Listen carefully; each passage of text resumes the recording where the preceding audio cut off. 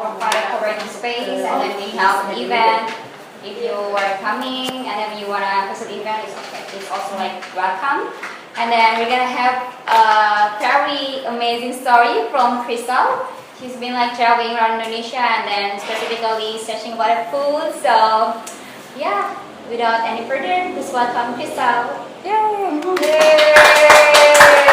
Thank you so much, you guys, for coming here. Thank you, Canggu, Outpost Canggu, for having me here and talking basically what I've been doing for the past year. But before I start, I want to pass around some note cards. So just take one and take a pen that's in the middle of the table. And I want to pose a question to everyone and just answer it based on your own knowledge, on your own experience of being here in Bali and Indonesia, just what you know. So one of these is not an Indonesian dish. Which one is it? A, B, C, D, or E? You can write the letter, you can write the full name of the dish, but just based on what you know, answer to the best of your ability, without talking to anyone, just what you know from your own experience here. I'll give you guys seconds to think about that. Cool. Okay. So, food and travel, it's fun to talk about and it's fun to listen to. So hopefully by the end of this you guys will have learned something new. So I'm not Indonesian at all. I'm not half, I'm not a quarter. I have not one drop of Indonesian blood in me. You never know. But maybe. But I look like it, right? I mean, yeah. I have seen plenty of sun since I've been living here, and I'm easily mistaken for Chinese Indonesian all the time. So what does that mean for me as I travel around Indonesia, right? Does it mean that my perspective of what I see is different? Does that mean my experience is different?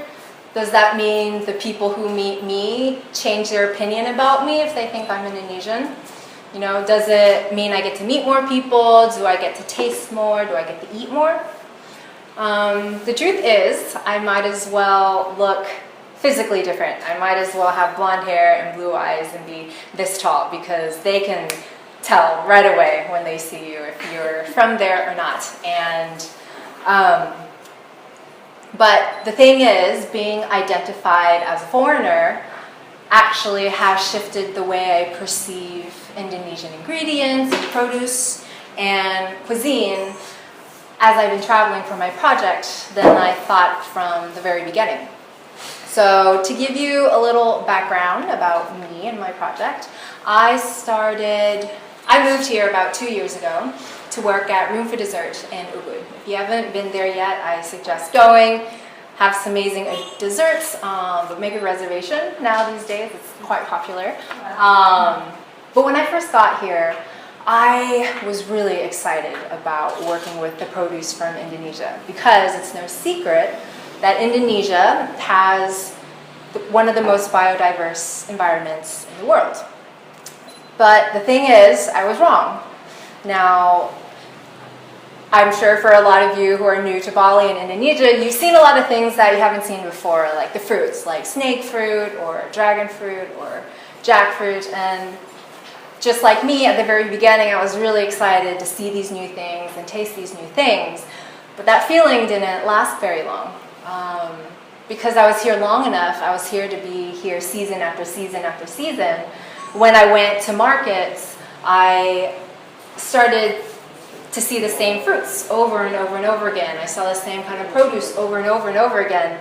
And I even began to see what things were imported from Australia or China. And that was a bit disappointing and actually got quite monotonous for me, because as a chef, I really take to my surroundings. I really try to see what's around me to create new menus or new dishes. And after this, I thought, okay, what can I do? Bali obviously isn't, you can't take this one island to represent the whole of this country. So I thought about sourcing. there are thousands of islands here, so why don't I ship something from, say, the sorghum and Flores over here, or maybe the andaliman pepper from Sumatra over here, you know? Why don't we try that? But then that ended up being a headache that I was not expecting because of so many reasons. But this challenge also let me see what this country is still developing in its own way. It was a very interesting window to see how Indonesia is working from. It's a relatively new country, so it's still trying to make its way into being more efficient and being more prosperous based on its economy. So I thought about the shipping, but the thing is, if I tried to fly something from one island to here, the cost of that ingredient would be prohibitive in a restaurant, absolutely. You wouldn't want to buy anything from that restaurant because it'd be too expensive. And I thought about shipping things. I thought about what if I wanted to get some fresh nutmeg from Sulawesi, or not Sulawesi, from Maluku over here. That would have been very difficult because if I wanted anything fresh, it wasn't going to get to me very fresh.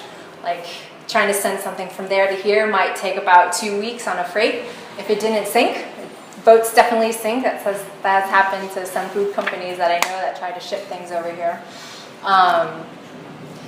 But once I get a box, it's going to be fermenting, even if I tried. So I ran into all these problems, but I saw it as a way that it was the beauty and the pain of this country because it's enormous, right? From Sumatra all the way down to Papua. I personally have not spent that much time exploring Southeast Asia because I've been spending so much time in Indonesia itself. So it's 34 provinces that stretch over 6,000 kilometers. And all of that produces a huge range of ingredients and produce and cuisines. But it's this diversity that really is the source of challenge to make this country a little more well-run and more efficient. And what does that mean for ingredients and produce? A lot of the chefs I work with, we talk about this all the time. Whenever we get together, we're just lamenting about the fact that we can't get local ingredients at a good price. And we have to think about importing things because it's actually cheaper to do that and easier and more reliable to import things. And we really don't want to do that, but we have to choose the lesser evil, right? So for me, I thought, okay, I don't want to talk about it anymore. I don't want to complain about it. I want to do something about it. And that's kind of how this project came about. I thought, if I can't learn about those ingredients and try to get them to me, then I wanted to go out and learn about those ingredients, where they come from. So I decided to embark on this traveling binge, right? So I would at least travel for 4 weeks at a time, which allowed me to really embed myself in a village or really get to know locals and really try to figure out where to go. And I specifically chose places that people don't choose to go to normally, because then obviously I would really be learning about a lot that not a people know much about. So that really drew me in. So all I did was pack a backpack and bought one-way tickets and just went without much of a plan. And as I started traveling, it was very clear from the very beginning that my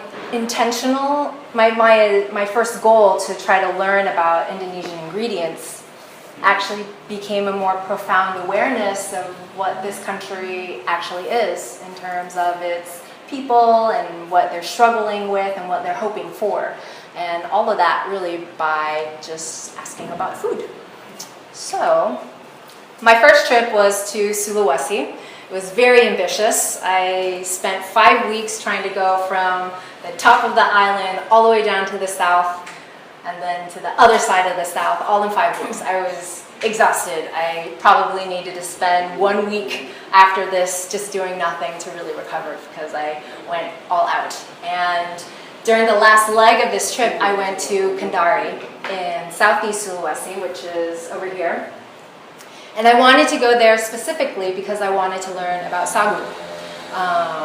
So sagu is a palm tree, so it's this tree over here, and it contains an amazing amount of starch in its trunk. And this starch, when it's extracted, is a very nutritious food source for the people who live around it. And this plant is indigenous to Indonesia. So when I landed, I knew that Southeast Sulawesi was the second largest producer of sagu starch in Indonesia after Papua. And when I landed, I thought, okay, I'm gonna try to find a sagu farm that I can visit to learn the process. I just like learning about processes. So when I got there, I didn't know anyone. I booked a random homestay, and when I got there, the host was this, he was young. He was probably in his mid-20s. He was an architect, and he owned his childhood home and converted a part of it into a coffee shop, a reading room, and rooms to rent. And he introduced me to another friend of his who became my ojek driver while I was there. And he was actually a culinary student. So I asked him a bunch of questions, and then I asked him, do you know where I can go to see how sagu is processed? And he said he didn't know, but he was gonna ask some friends. So that night he took me to a coffee shop and invited all his friends over because apparently an American chef traveling by herself is a big attraction to people. So all of this, it was like this table. I was sitting here, we're having coffee, and like all these guys are just at this table, just like asking me questions. Like they wanted to know about me, and they're like, "Why are you here? Why did you decide to come here? Like, why are you in this city? Like, no one ever comes here. No one wants to come here. Why are you here?" And I answered honestly. I said, I have this project where I want to go around and learn about food and cuisine and the people behind that food and cuisine. And this one guy in particular, his name was Risky. He looked at me and his face was just like dumbfounded because he told me, like, even Indonesians don't care about this stuff. Even Indonesians aren't trying to learn about this. So the fact that you, a foreigner, are here wanting to learn about this is actually really amazing. And I could see it in his face, just how almost grateful he was that I was there trying to do what I was doing. So I asked him, I was like, do you know where I can go and find sagu, a sagu farm? And he said, let me ask my girlfriend. So his girlfriend actually came from a village about 45 minutes outside the city. And that area was known for a lot of sagu trees, a lot of sagu palm trees, and a lot of processing. So the next day after I met him, he, Risky, by himself, went out to this village, went to go meet his girlfriend's mom, who knows everyone in this village, and was like, there's this American chef, she wants to like see sagu processing, where should I go? So she recommended a few places, and he went himself to scout it out and told all the staff, there's this American chef, she wants to come and learn about this. So they all organized themselves. They would work in the morning and take a break until I got there, and then they would start again. I mean, talk about hospitality. I really was not expecting that at all. So the next day when I went, I was getting ready to go, and then all three of these guys wanted to come with me. So the architect, the culinary student, and Risky, whose girlfriend is from that village. And they told me, they're like, well, we grew up here all of our lives, and we've never seen how to process sagu before. We have no idea what it looks like. We have no idea what it is. And they're like, and you are here specifically just to see this. We're like, we gotta go. We want to come with you. So I was like, yeah, let's all go. It's like field trip time. So we all went on some bikes and we drove out there. And sure enough, everyone was waiting for me to show up. It was like I was a celebrity. It was very strange, but they were very sweet. And so they showed me the process. So the process is, first, a sagu tree must be at least 20 years old before you can cut it down, so that the tree has enough starch for you to harvest. And after this, you cut it into chunks and you peel the bark off. Now there's some villages in Papua that still shred this bark in a traditional manner, where it's like a saw and one person's on one end and the other person's on the other, and they like move back and forth. But here in Sulawesi, they've kind of modernized a little bit, and now it's by machine. So they create this pulp, which then they use they agitate it with water to help draw the starch out. And kind of looks like this. So they have water that's going in here, and they agitate it, and then this starchy water flows down into this bed, like this pool. And then they let the starch settle.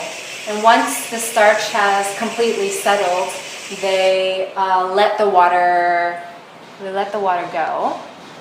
And then this is what you can harvest.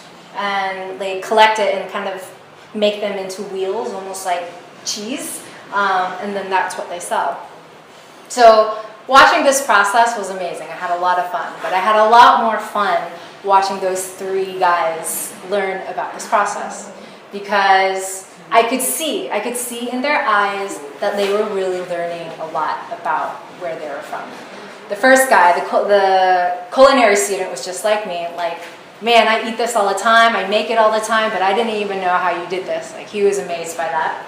The architect realized, as he saw this process, that sagu bark is waste. When they peel the bark, they just throw it to the side, and you have piles and piles and piles of it everywhere.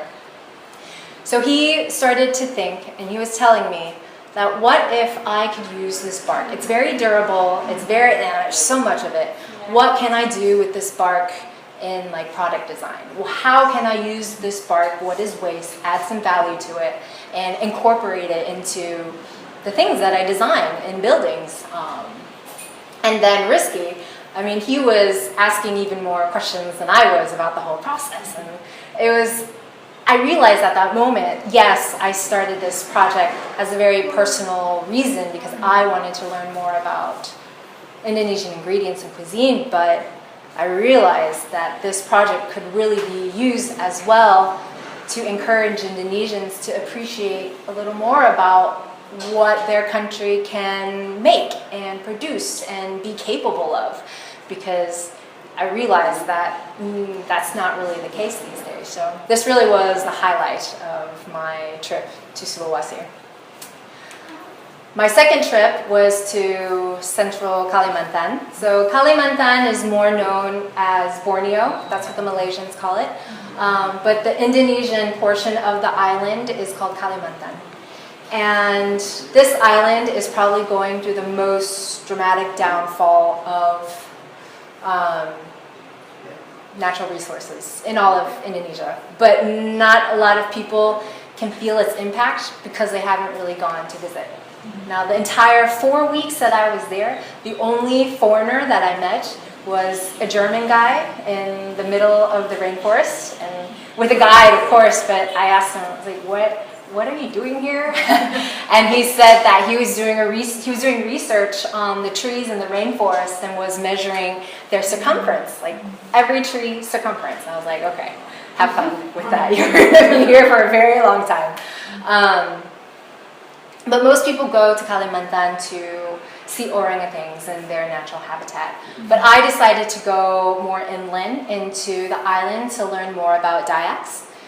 Dayaks are the indigenous people from this island, and learn about how they use the rainforest, or at least what's left of it there, because oil palm trees are really what's decimating a lot of the natural resources there.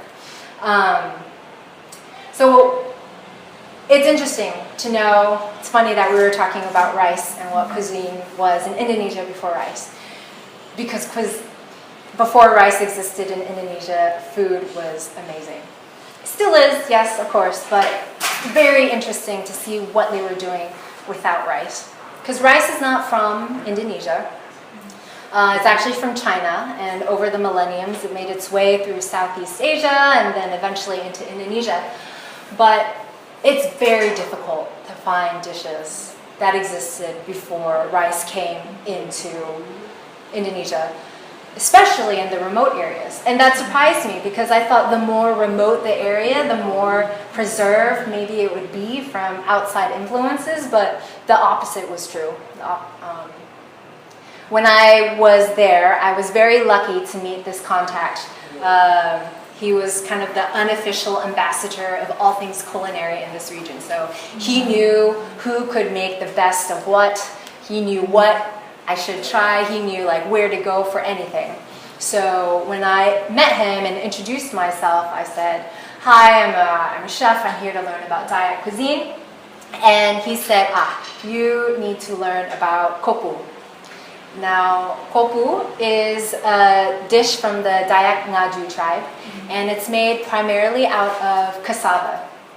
Now, I don't know what your prior experience is with cassava, but it's really filling, right? You usually fry it, you boil it, you steam it, and it just sits in your stomach like a brick. But it's a valuable food source because it keeps you satiated until your next meal. But kopu was a revelation, because cassava was processed in a manner that made it into these airy, fluffy morsels that looked like a cloud. And this was the starch that this tribe was eating before rice existed. Now, the cassava plant grows everywhere. It doesn't require any special schedule or maintenance like rice does, so it's very easily accessible and almost usually free for anyone to harvest. Now for kopu, the first step is to take a very young cassava root and peel it and cut it into chunks and soak it in fresh water until it becomes completely soft, like falling apart on its own. And each day it's soaking, you need to refresh the water so it doesn't start fermenting. And then once it becomes so soft and you can peel it apart, you take any of the fibers that are out and then you put it traditionally in an old rice bag and you squeeze it until all of the water comes out. And it'll look like this. It'll turn into this crumbly texture. And at this stage, you let it dry in the sun until water completely evaporates. And then at this stage, you can store it for as long as you need until you want to cook it. Now, to cook it, what they do is take the cassava, rehydrate it in water for a couple of minutes, and then drain it. And along with shredded coconut, you would toast it in a wok on really low heat, just enough heat to cook the starch through. And you can add a little bit of salt, you can add a little bit of sugar, it really depends on your personal taste. And then you can eat it as is, you can eat it with, you can eat it with anything that you would eat rice with, right? So you could eat it with sambal, you could eat it with dried fish, meat, vegetables, tempeh, tau, anything that you want. And it is so good. Like, I would rather eat this every day than rice every day. And it was so good. But if you were to go to Central Kalimantan, you wouldn't be able to find this at all. You can't find it in a restaurant, you can't find it in a cafe or a warung. You can't even find it in someone's house because it takes a long time to make this. It's a long time and very labor intensive. When I tried it, it took me about a week. Kelly knows because I made it in her kitchen. Like, I had to wait for it to get soft, I had to wring it out, I had to dry it. It took a very long time. But rice, when rice came into the picture, rice is fast. You cook it within the hour and it's ready to eat on the dinner table. So convenience has really overtaken Indonesia in terms of their food and their nutrition. The more fast it is, I think the less nutritious it can be. The longer it takes to make something, you're not doing so much to it, and you have to take the time to really make something. And a lot of the traditional food that you're going to find across Indonesia is just much more healthy than the things that you're seeing nowadays. And the only reason I was able to see this was because there was someone who arranged it specifically for me to see. So just imagine what other dishes like this are kind of dying out all over Indonesia. My third trip, I went to Nusa Tenggara Timur, or NTT, and I decided to cross a country border. So I started in Sumba, this little island here, and then I took a boat and I went to Flores. And so I was in Central Flores and made my way all the way to West Flores, and then took a plane, flew from Labuan all the way to Aloy Island, which is that guy there, and then went down to Kupang in Timor, and then crossed the border into Timor-Leste. So Timor-Leste is a very new country, one of the newest in the world. It won its independence from Indonesia in 2002. But geographically, it's still part of the Lesser Sunda Islands of NTT. So I thought it would make a really interesting observation of how is the cuisine and culture different, even though they are still growing the same things in the rest of this region. So there was this beautiful stew that I saw consistently from island to island to island, and then from country to country. And it was always called something different. This is boze, which I found in Central Flores in Ende. And then this is called utataba, which I found in West Flores in Bajawa. And then this is Batar Tuku Belar, which I found in Timor-Leste. They all have different names and they all have different variations, but the main ingredients were the same. Dried corn, dried beans, fresh like leaves like moringa or papaya, and then stewed in coconut milk until it all becomes super soft and like velvety and a very comfort style kind of food. But the thing is, you are not going to be able to find this. Just like kopu, this is a challenge to find anywhere. But in NTT, in the region, it has more chance to become more prominent because of tourism. So the Komodo, big beautiful dragons that are only from one place in the world, are from that region specifically. And because of that, tourism is really booming in that part of Indonesia, in that region.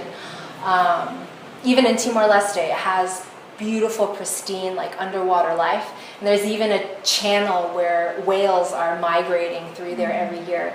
And people I met there told me that the pods that go through there, they're up to like 100 whales, like every year. I really wanted to see them when I was there, but I didn't find one. But so even the government in Timor-Leste is trying to build its infrastructure to support more tourism.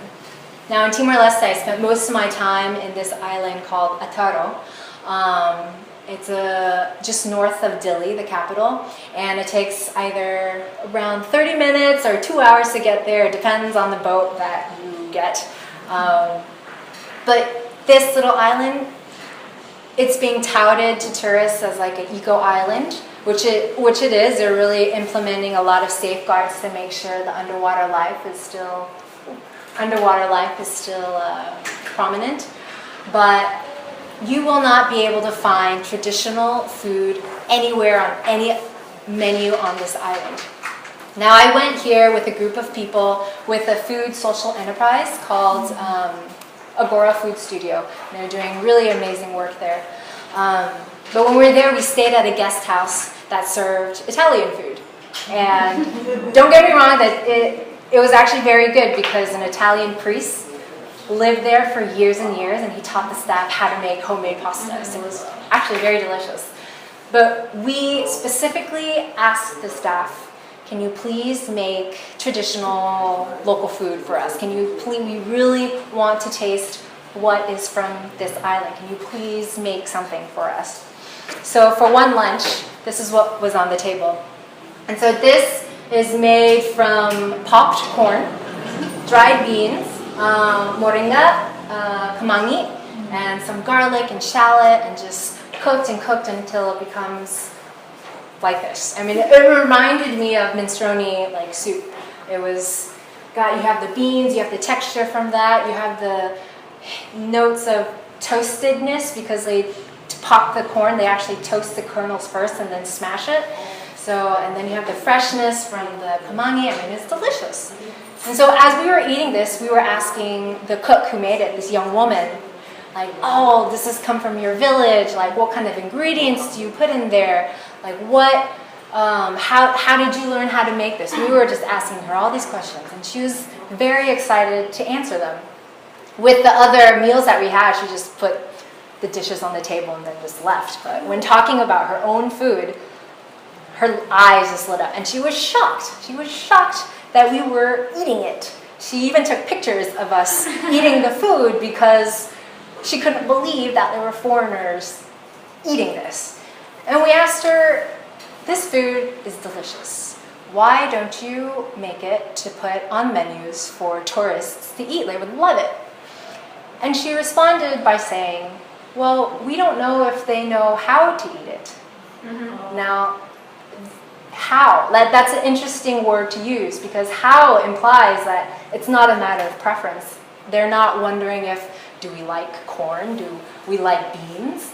No, when you use how, it's almost implying that there's an impediment, that we don't know how to consume something. And this is a very defining example of the division between us and them about food. Because you know how to eat this, right? You know how to put a spoon in here and put it in your mouth and chew it and enjoy it and swallow it? Yeah, well, of course you do. But the thing is, this kind of food, I mean, it's also gluten-free, it's nut-free, it's dairy-free, it's vegetarian, it's vegan, you know? It's highly nutritious, and it's food of this region. But the thing is, we are all missing out because the dishes that we do know of, like nasi goreng, mi goreng, gado-gado, satay, rendang, these mainstream dishes are being touted to represent the entirety of this country. And that's a big mistake because if that's all you know what to eat or that's all you think that is offered, then that's all locals are going to think you want to eat or will want to make. So going back to this question, I mean, out of all of you guys who answered it, only 2 of you got it right. And I don't know if you guys are guessing. Even me.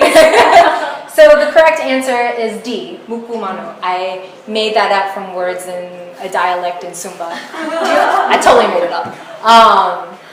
But the lesson is obvious, right?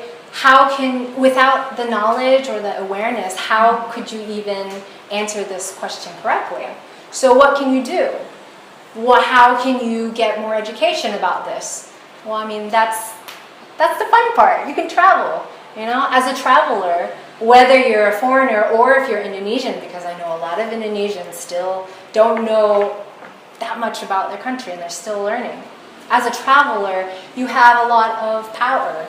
And I'm not talking in the context of like money, wealth, or education. Your power is in your presence, because your presence can help locals understand what's still important to retain about their culture, like those 20-year-old guys that I met in Southeast Sulawesi, right? Your presence can help draw out dying traditions, like the kopu recipe in Central Kalimantan. But your presence will only make a difference if you ask and if you try. So locals can see with their own eyes that we are all the same. You know, we enjoy good, real food, like that young lady in Timor-Leste. You can have real influence, strong influence on communities in this region just by your presence. Because I can't do it all by myself. There are thousands of islands here. It would take a lifetime to try to get to all of them. So, you know, I need your help, each and every one of you. It doesn't matter if you spend a weekend or a week or a month, just get out there, you know, try to explore and taste more of Indonesia.